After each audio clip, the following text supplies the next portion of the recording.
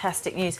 Now, Georgie, I was hoping you would come in with this great news that the whole Super Rugby saga has been resolved. I take it that is not true. Oh, Kumi, I'm sorry to disappoint you, but no, not true at all. This is looking like that it's going to continue to drag on for a little while yet. So we've now heard from the WA government, who have joined forces with the Force CEO there, Mark Cinderbury, by backing his claims and saying that the ARU really does need to uphold their end of the bargain and keep the Force as a team, because what we saw them, the WA government has actually invested hundreds of millions of dollars, one for just the upkeep of or the redevelopment of the Perth Oval as well, but they've also had some sponsorship deals with the Force as well to keep them afloat. So the ARU, not the only ones who have invested a lot of extra unbudgeted funds into this struggling franchise. Of course, the other team in danger is going to be the Melbourne Rebels, Kumi, but they are, as we've been talking about all week, a privately owned club, so that itself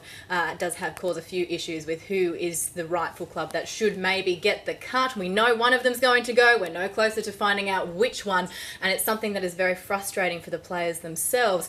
And actually the Players Association did make mention of that today, because their thoughts are, of course, with these players, and because whichever team does go, some of those players are going to find themselves without a team, potentially without a job, so that's going to be their focus.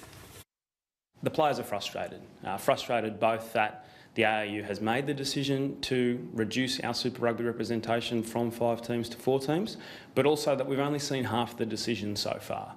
That we know that the axe is going to be swung on one of the teams, but by not knowing which team, there's now even greater uncertainty than what there was before the decision was made.